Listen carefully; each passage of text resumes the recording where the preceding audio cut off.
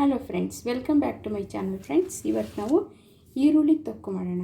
ಇಲ್ಲಿ ನಾನು ಸಣ್ಣ ಸಣ್ಣ ಈರುಳ್ಳಿ ತೊಗೊಂಡಿದ್ದೀನಿ. ನೀವು ಬೇಕಾದರೆ ಮನೇಲಿ ಅವೈಲೇಬಲ್ ಇರೋ ದೊಡ್ಡ ಈರುಳ್ಳಿನೇ ಸ್ಲೈಸಸ್ ಮಾಡ್ಕೊಳ್ಳಿ. ಇದನ್ನೇ ಸ್ವಲ್ಪ ಪೀಸ್ ಮಾಡ್ಕೊಳ್ಳೋಣ. ನಾನಿಲ್ಲಿ ಒಂದು 10-15 ಈರುಳ್ಳಿ ತೊಗೊಂಡಿದ್ದೀನಿ. ಅದೊಂದು 1/4 kg ಜಾಸ್ತಿ ಇರ್ಬೋದು. ಫ್ರೆಂಡ್ಸ್, ಇದಕ್ಕೆ ತೊಕ್ಕು ಮಾಡೋಕ್ಕೆ ಏನೇನು ಮಾಡೋಣ. ಇದನ್ನು ಚೆನ್ನಾಗಿರುತ್ತೆ. ಈರುಳ್ಳಿ ಗೊಜ್ಜು, ತೊಕ್ಕು ಏನಾದರೂ ಅನ್ಬೋದು. ಅನ್ನದ ಜೊತೆ ಯಾವುದ್ರ ಜೊತೆನಾದ್ರು ಕಲಿಸ್ಕೊಂಡು ತಿನ್ಬೋದು. ಇದು ಬಿಸಿ ಬಿಸಿ ಅನ್ನಕ್ಕೆ ಜಾಸ್ತಿ ಇಷ್ಟ ಆಗುತ್ತೆ. ಸೈಡ್ ಡಿಶ್ ಥರ ಉಪ್ಪಿನಕಾಯಿ ಥರ ನೆಂಚ್ಕೊಳ್ಳೋಕ್ಕೂ ಇಷ್ಟ ಆಗುತ್ತೆ. ಓಕೆ ಫ್ರೆಂಡ್ಸ್, ಇದನ್ನು ಮಾಡ್ಕೊಳ್ಳೋಣ. ಈಗ ನಾವು ಇದಕ್ಕೆ ನಾನೊಂದು ಬ್ಯಾಡಿಗೆ ಮೆಣಸಿನ್ಕಾಯಿ ತೊಗೊಂಡಿದ್ದೀನಿ. ಇದು ಸ್ವಲ್ಪ ಖಾರನೂ ಇದ್ದಾವೆ. ಒಂದು 7 ಮೆಣಸಿನ್ಕಾಯಿ ತೊಗೊಂಡಿದ್ದೀನಿ. ಚೆನ್ನಾಗಿ ಡ್ರೈ ರೋಸ್ಟ್ ಮಾಡ್ಕೊಳ್ಳೋಣ. ಸಿಂಪಲ್ ಆಗಿರೋ ಇಂಗ್ರೀಡಿಯೆಂಟ್ಸಿಂದ ರುಚಿಯಾಗಿರೋದು. ಇದು ಗೊಜ್ಜು ಮಾಡಿಟ್ಕೊಂಡ್ರೆ ನಾವು ಯಾವಾಗಾದರೂ ಅನ್ನಕ್ಕೆ ಕಲಿಸ್ಕೊಂಡು ತಿನ್ಬೋದು. ಚಪಾತಿಗೆ ತುಪ್ಪ ಹಾಕಿ ಸವರ್ಬಿಟ್ಟು ರೋಲ್ ಮಾಡ್ಕೊಂಡು ತಿನ್ಬೋದು. ಫ್ರೆಂಡ್ಸ್,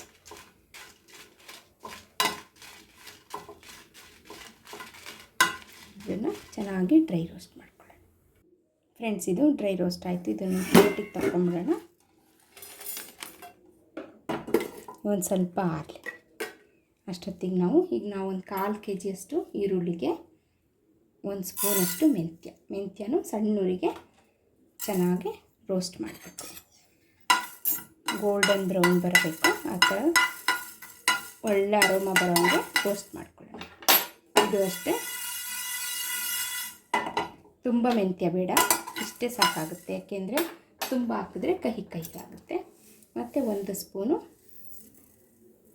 ಕ್ಲೀನಾಗಿರೋ ಸಾಸಿವೆನೂ ಚಟಪಟ ಅಂದರೆ ಸಾಕಾಗುತ್ತೆ.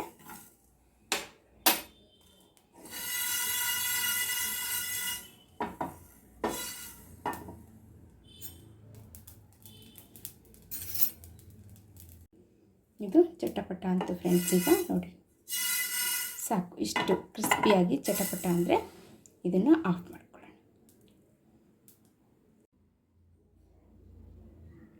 ಫ್ರೆಂಡ್ಸ್, ಈಗ ಈರುಳ್ಳಿನೆಲ್ಲ ಕಟ್ ಮಾಡ್ಕೊಂಡಿದ್ದೀನಿ. ಮತ್ತು ಇದೆಲ್ಲ ಈ ಸಾಸಿವೆ ಮತ್ತು ಮೆಂತ್ಯನ ಹುರ್ಕೊಂಡ್ಬೇಡ, ಅದೇ ಪ್ಯಾನಿಗೆ ಸ್ವಲ್ಪ ಎಣ್ಣೆ ಹಾಕ್ಕೊಳ್ಳೋಣ.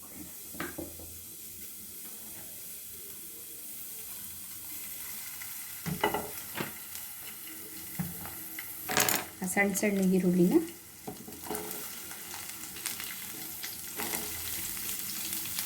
ಚೆನ್ನಾಗಿ ಫ್ರೈ ಮಾಡೋಣ. ಇದ್ರ ಜೊತೆ ನಿಮಗೆ ಬೇಕು ಅನಿಸಿದ್ರೆ ಒಂದು 5-6 ಬೆಳ್ಳುಳ್ಳಿ ಹೆಸರನ್ನು ನಾನು ಹಾಕ್ಕೊಂಡಿದ್ದೀನಿ. ಇದೆಲ್ಲವನ್ನು ಸ್ವಲ್ಪ ಎಣ್ಣೆ ಹಾಕ್ಕೊಂಡಿದ್ದೀನಿ. ಇದು ಚೆನ್ನಾಗಿ ಫ್ರೈ ಮಾಡಿ. ಇದು ಟ್ರಾನ್ಸ್ಪರೆಂಟ್ ಆಗಬೇಕು. ಆ ಥರ ಫ್ರೈ ಮಾಡ್ತೀನಿ. ಇದೆಷ್ಟು ಚೆನ್ನಾಗಿ ನೀವು ಹುರ್ಕೋತೀರೋ ಚೆನ್ನಾಗಿ ಬಿಡಿಸ್ಕೊಂಡು ತೊಳ್ಕೊಂಡು ಒರೆಸ್ಕೊಂಡು ಹುರ್ಕೋಬೇಕು. ಚೆನ್ನಾಗಿರುತ್ತೆ. ಇದು ಮಾಡಿ ಇಟ್ಕೋಬೋದು, ಬೇಗ ಕೆಟ್ಟೋಗಲ್ಲ. ಆದರೆ ಈ ನೀರನ್ನ ಸಾಗಿಸ್ಕೋಬಾರ್ದು.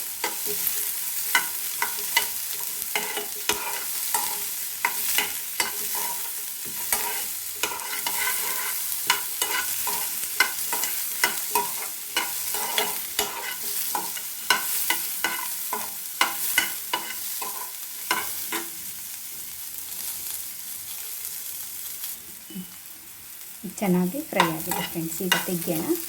ಇದನ್ನು ಆರಿಸ್ಬಿಟ್ಟು ಸ್ವಲ್ಪ ಇದನ್ನು ಆರಲಿಕ್ಕೆ ಒಂದು ತಟ್ಟೆಗೆ ಹಾಕ್ಕೊಳ್ಳೋಣ. ಫ್ರೆಂಡ್ಸ್, ಈಗ ಜಾರ್ ಇಟ್ಕೊಂಡಿದ್ದೀನಿ. ಜಾರಿಗೆ ಹುರಿದಿದ್ದು ಮೆಂತ್ಯ ಮತ್ತು ಸಾಸಿವೆ ಮತ್ತು ಒಣಮೆಣಸಿನ್ಕಾಯಿ ಇವು 3 ಫಸ್ಟು ಪುಡಿ ಮಾಡ್ಕೊಂಬಿಡೋಣ. ಫಸ್ಟು ಚೆನ್ನಾಗಿ ಗ್ರೈಂಡ್ ಮಾಡಿಕೊಂಡು ಉಳಿದಿದ್ದು ಈರುಳ್ಳಿ ಎಲ್ಲ ಹಾಕ್ಕೊಂಡು ಈರುಳ್ಳಿ ಬೆಳ್ಳುಳ್ಳಿ ಹಾಕ್ಕೊಂಡು ಗ್ರೈಂಡ್ ಮಾಡ್ಕೊಳ್ಳೋಣ. ಫ್ರೆಂಡ್ಸ್, ಈಗ ನಾವು ಇದಕ್ಕೆ ಅದೇ ಪೌಡ್ರ್ ಮಾಡ್ಕೊಂಡಿದ್ದೀನಿ ತರಿಯಾಗಿ. ಇದಕ್ಕೆ ನಿಮಗೆ ಎಷ್ಟು ಬೇಕೋ ಅಷ್ಟು ಹುಣಸೆಹಣ್ಣು ಹಾಕ್ಕೊಳ್ಳಿ. ನೀಟಾಗಿರೋಂಥ ಹುಣಸೆಹಣ್ಣು ಹಾಕ್ಕೊಳ್ಳೋಣ.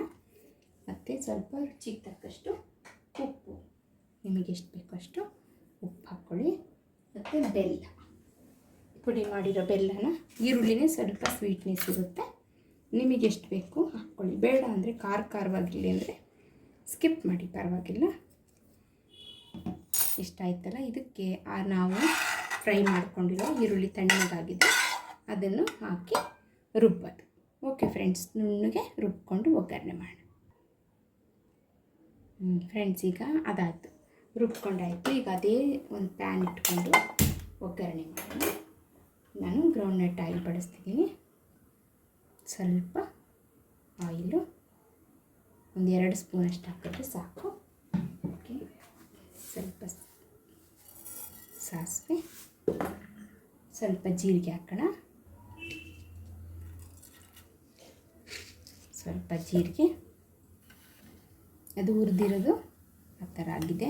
ಸ್ವಲ್ಪ ಚಟಪಟ ಅಂದ ತಕ್ಷಣ ನಾವು ರುಬ್ಕೊಂಡಿದ್ದೀವಲ್ಲ ಅದನ್ನು ಹಾಕೋಣ.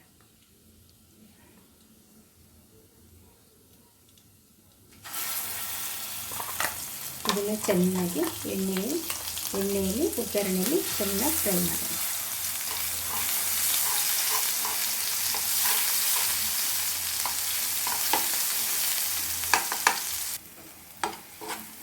ಚೆನ್ನಾಗಿ ಬರೋಣ. ಮೆಂತ್ಯ, ಸಾಸಿವೆ ಎಲ್ಲದ್ರದ್ದು ಕಟ್ಟಿದೆ. ಬಿಸಿ ಬಿಸಿ ಅನ್ನಕ್ಕೆ, ಚಪಾತಿಗೆ, ಅಕ್ಕಿ ರೊಟ್ಟಿಗೆ ಚೆನ್ನಾಗಿರುತ್ತೆ ಫ್ರೆಂಡ್ಸ್. ತುಂಬ ದಿನ ಸ್ಟೋರ್ ಮಾಡ್ಕೋಬೋದು. ನೀವು ಬೆಲ್ಲ ಉಪ್ಪು ನೋಡ್ಕೊಳ್ಳಿ, ಬೆಲ್ಲ ಬೇಕು ಅಂದರೆ ಹಾಕ್ಕೊಳ್ಳಿ. ಸ್ವಲ್ಪ ಖಾರ ಮುಂದೆ ಮಾಡಿಕೊಂಡ್ರೆ ಚೆನ್ನಾಗಿರುತ್ತೆ ತಿನ್ನೋಕ್ಕೆ, ಎಲ್ಲರಿಗೂ ಇಷ್ಟ ಆಗುತ್ತೆ. ಅನ್ನಕ್ಕೆ ತುಪ್ಪ ಹಾಕ್ಕೊಂಡ್ರೆ ಇದನ್ನು ಕಲಿಸ್ಕೊಂಡು ತಿಂತಾ ಇರ್ಬೋದು.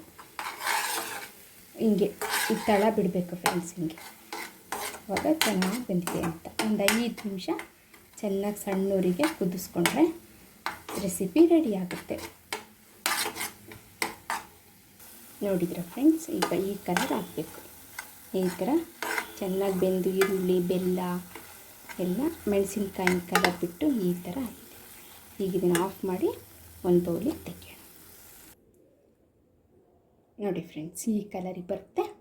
ಒಂದು ಬೌಲಿಗೆ ತೆಗ್ದಿದ್ದೀನಿ. ಇದು ಅನ್ನದ ಜೊತೆ ತುಪ್ಪ ಹಾಕ್ಕೊಂಡು ಕಲಿಸ್ಕೊಂಡ್ರೆ ಸೂಪರ್ ಆಗಿರುತ್ತೆ. ಓಕೆ ಫ್ರೆಂಡ್ಸ್, ಲೈಕ್ ಮಾಡಿ, ಶೇರ್ ಮಾಡಿ, ಸಬ್ಸ್ಕ್ರೈಬ್ ಮಾಡೋದನ್ನ ಮರಿಬೇಡಿ. Thank you so much for watching my channel. Thank you friends.